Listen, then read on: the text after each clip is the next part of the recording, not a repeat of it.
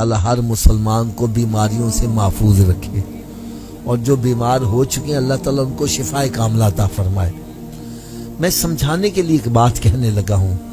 ایک بندہ بیمار ہو جاتا ہے، ڈاکٹر کے پاس جاتا ہے، ڈاکٹر اس کو چیک اپ کر کے کہتا ہے صوفی صاحب تسی چھوٹا گو چھاڑ دیو، تو سن جی بڑا گو چھاڑ دیو، تو سے جی مٹھا کھانا چھاڑ دیو، تو تسی نمک کھانا چھاڑ دیو۔ کیوں جی چھوڑ دیتے ہیں کہ نہیں چھوڑ دیتے؟ اونچی بولو یار، تھوڑا جا اونچی آواز نہ بول دے۔ اچھا آپ میں سے کوئی مجھے بتلائے گا یہ چھوٹا گوشت حلال ہے کہ حرام ہے؟ اونچی بولو یار۔ بڑا گوشت، میٹھا، نمک، یار ڈاکٹر کے کہے سے حلال چھوڑ دیتا ہے، نبی کے کہے سے حرام نہیں چھوڑا۔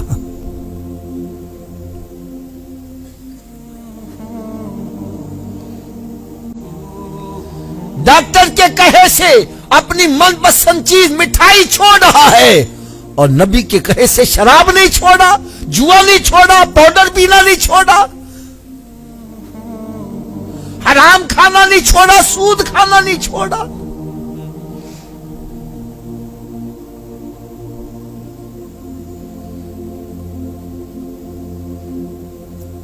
ایک ہمارا دوست تھا نا، وہ مٹھائی بڑی کھاتا تھا، ڈبہ رکھو تھوڑی دیر کے بعد غائب۔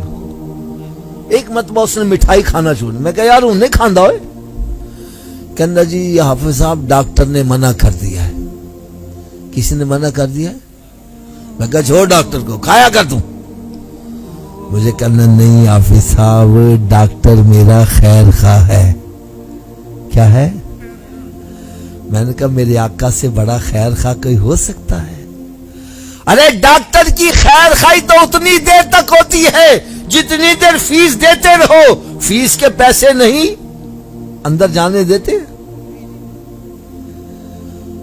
فیس بھی دیتے رہو۔ خیر خواہی اتنی دیر جنی دیر ساچ صاحب مر گئے تو خیر خواہی ختم۔ اور میرے آقا صلی اللہ علیہ وسلم ایسے خیر خواہ ہے، آج اگر ہم زندہ ہیں تو سرکار کے صدقے سے ہی زندہ ہے۔ ارے آج ہمارے چہرے سلامت ہیں تو سرکار کے صدقے سے سلامت ہے، ورنہ پہلی امتوں میں ایک ایک گناہ کیا جاتا تھا، چہرے بدل جاتے تھے۔ آج ساری امتوں کے گناہ اکٹھے کرو، اس سے بھی زیادہ ہمارے اندر پائے جاتے ہیں۔ چہرے نہیں بدل رہے، سرکار کے صدقے سے نہیں بدل رہے۔ قرآن کہتا ہے وما کان اللہ لیعذبہم وانت فیہم، اے میرے پیارے حبیب صلی اللہ علیہ وسلم میں ان پر عذاب کیسے نازل کروں جبکہ تو ان میں موجود ہے۔